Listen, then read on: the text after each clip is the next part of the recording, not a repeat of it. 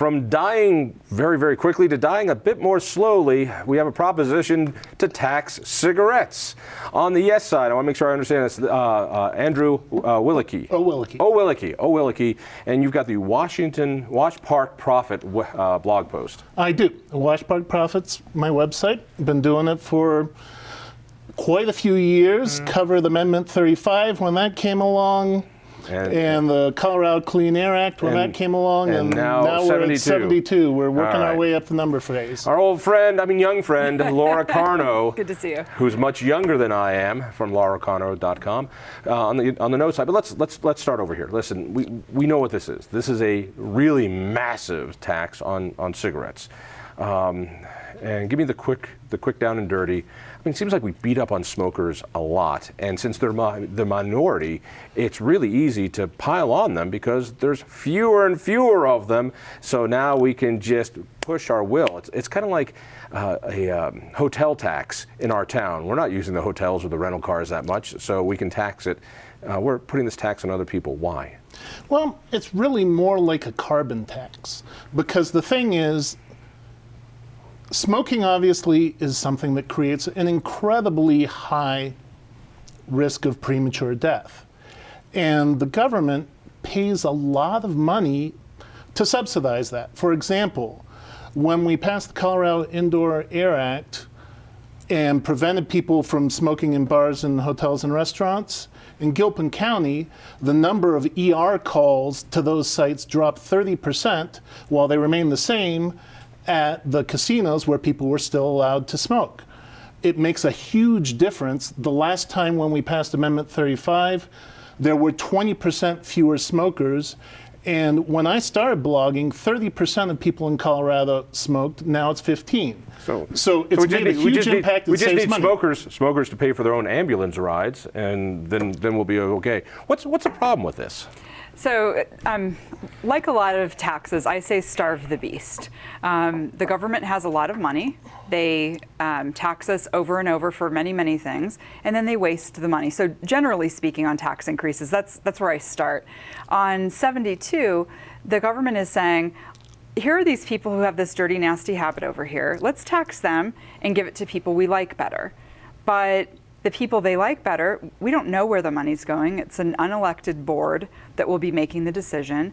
And the piece of this that we don't talk about much is this tax on cigars.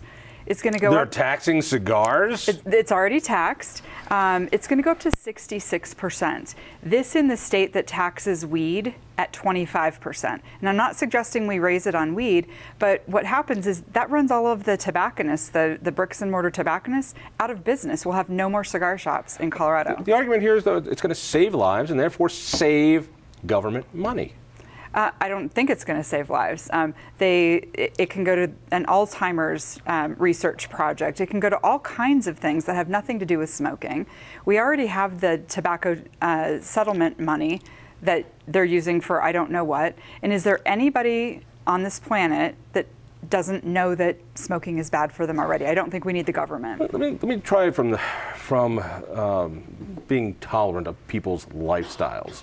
You might say it's going to save on hospital rides, but let's face it, smokers die earlier, thus saving government more and more money because their end-of-life costs are a lot less because they live a lot less. They're not retired as much. They're not on Social Security and Medicare and Medicaid as long. This is a dirty little secret the tobacco companies don't want to talk about. It saves government money.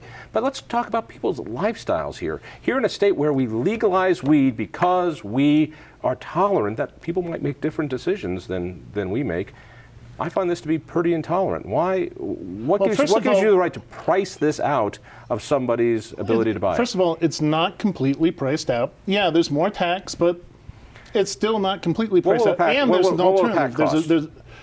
It'll be $2.80 something of tax. It's like $1 for the cigarettes. We're talking about $6 a pack, and there's 20 cigarettes in a pack. This is getting really expensive for somebody. But there's a safety valve. The safety valve is vaping and e-cigarettes. To get the equivalent of 20 cigarettes that would cost the $6 a pack with vaping, $1.40. So no taxes whatsoever. So would you admit that this is all about This is all about behavior modification. It's all not. right. I mean. That's what I want to hear. Because The cash is a gimme. This is a nudge that pushes people away from using cigarettes, particularly cigarettes, cigars, where there's something besides the nicotine in there that is really causing the cancer, as opposed to the nicotine, which nobody says the nicotine itself causes cancer. And you're pushing people into alternatives like vaping, like patches, which don't. Thanks for being honest cancer. enough to say this is about social engineering and behavior modification. Oh, absolutely. I find that repugnant. I mean, we live in a society where we should be allowing people to live their lifestyles, even if you don't like it. But let's get back to the money part of this. So, how much money does it raise, and where does it go? Actually, that's more of a question for you. Raises $300 million or so once it's up and running, half that the first year because it starts in July. And it goes to 4 or 5 different pots, and probably 2/3 of those pots are anti-smoking or health-oriented. Another of the pots is 14% or 15% to veterans, and another part is 5% for interns in rural medicine. So it's miscellaneous things. Nothing there is bad, but the other thing is money is fungible, and so whether you're spending it on those things in the cash fund or those things in the general fund, if you're not spending on it in the general fund, then that's more money in the general fund for everything else. Just put it in so the general really, fund? money, that's the way they set it up. I didn't write the thing. I didn't write the thing. Laura, I didn't write the thing. And whenever we give more money to the government, whether it's at the state level, local level, federal level, they just do more things to boss us around. And you call it behavior modification, I call it they boss us around. They tell us how to live our lives.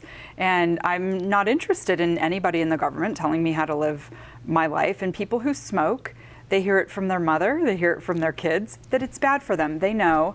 They don't need an extra tax to tell them that it's bad. And you look at the government, is the same government who said salt's bad, no salt's good. Eggs are bad, no eggs are good. I don't know that they actually should be in the business of telling us what's right or wrong. Well, I think we all can agree on the whole, tobacco is likely bad for you. Absolutely. Although there's some studies about Alzheimer's and weight reduction and also all sorts of things, but I'm not going to argue that. I think it is. But let me ask you, then why not just be more honest about this and ban it? Because if you ban things, you get black markets. If you ban things, you get people not using health-regulated products that, at least if you buy a cigarette through the normal legal channels, it doesn't have arsenic in it. So you don't think this is going to lead to any black markets? Colorado's pretty well suited to avoid black markets because we've got our population centers right in the center of the state. We're not like Boston, where half your population goes to New Jersey, or not New Jersey, New Hampshire when they go home, or Washington, D.C., where everybody lives across a different jurisdiction state line. All our population centers are centered, and yes, there could be professional smuggling, which not the world's greatest money when you could be in all sorts of other industries if you're inclined to avoid the law in Colorado. I mean, most of the money in smuggling in Colorado is in the export direction and not the import direction. No, you're going to be a smuggler. You and I know that after the ban on 15-round and plus magazines, there's certainly no black market there. There's no black market, right? No black market there. The free market steps in, and people figure out a way to make a profit. And I think it's a very big tax increase on cigarettes. I think there will just be people smuggling in cigarettes, people going out of state to buy cigarettes and bring them back, because the free market is all about money. You would think so, except that you look at Amendment 35, and if that was true, Amendment 35 wouldn't have collected much money. And in fact, Amendment 35 collected a great deal of money, continues to collect a great deal of money. There's not. No, it doesn't. It doesn't continue. Well, it's as a much tenth of a percent of the total general fund. Well, but, the point being, as fewer and fewer people smoke, because I think people want to be healthy, we're getting ourselves addicted to a tax stream that over time continues to shrink. So when we're funding Read to Achieve programs or veterans programs through cigarettes, so if I like kids and I like veterans, I should light up because that's going to help. So at what point does the government start advertising for you to smoke cigarettes because we need the tax revenue. Well, a good portion of that tax revenue goes towards tobacco-related research and education. But not all of it. Not all of it, but a lot of it. And so that dwindles, and that's a nice dwindling with need, dwindling with supply. And it is again, in the it's not really Constitution, about... right? I mean, it's in the Constitution. You say it's fungible, but this is in the Constitution to go to places that have nothing to do with smoking. Saying it's in the Colorado Constitution is a little bit different than saying it's in the United States Constitution. And we've only changed our Constitution, what, 200 or 300 times in the century and a half we've been a state. Not even close. In and out of the Constitution comes pretty easy. 5 seconds. Give it. Starve the beast. The state government needs no more money. This is a bad tax. And smoke them if you got them. Smoke them if you got them. Listen for me on KHAL Radio. Thank you both. Tell a friend, and we'll see you next week.